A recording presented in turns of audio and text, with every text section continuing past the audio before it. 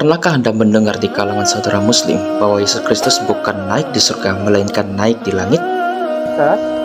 Terangkat ke surga. Pakai ya. Itu Bang Daninya bacanya. Para deisos, ingetin ya.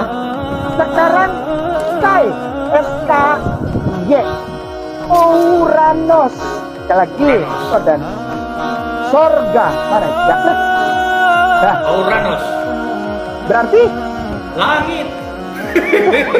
Permasalahan yang mereka gunakan adalah dalam bahasa Yunani, itu menggunakan kata Uranus yang artinya langit, bukan Firdaus yang artinya surga.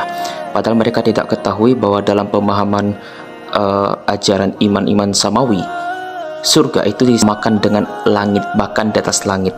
Jadi kata Firdaus itu sama juga dengan keberadaan ketinggian di atas langit sana, di mana Allah ditinggikan di atas langit, dan ketika kita berada dalam diri Allah, itulah surga kita sendiri. Nah, bagaimana dengan pandangan Islam sendiri? Berada di manakah Allah Subhanahu wa Ta'ala? Saya menukil hadis dari kutipan Ustadz Firanda Andrija, ajaran mazhab Imam Asy-Syafi'i yang ditinggalkan sebagian pengikutnya.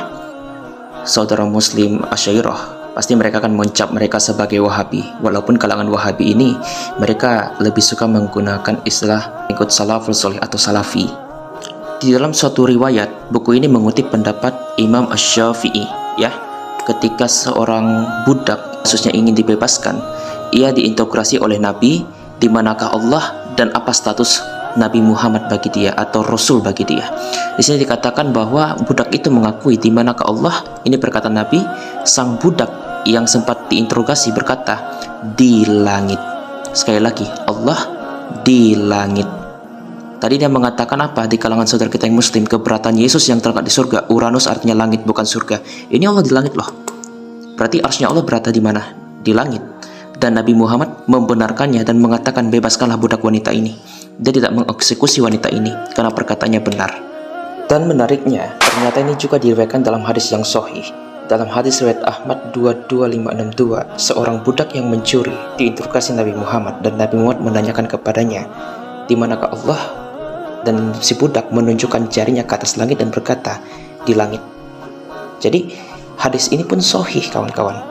Dan menariknya, menurut kalangan muslim sendiri, keberadaan surga, ya, surga itu dikatakan berada di atas langit. Menurut Ibnu Katsir dalam kisah seorang nabi, ya, dikatakan bahwa mayoritas ulama berpendapat bahwa surga itu berada di langit. Sekali lagi, mayoritas ulama berpendapat bahwa surga itu berada di langit, yaitu surga Al-Ma'wa, halaman 23. Pertanyaannya, arsy yang Allah tempati di langit, apakah sama berada di langit Al-Ma'wa?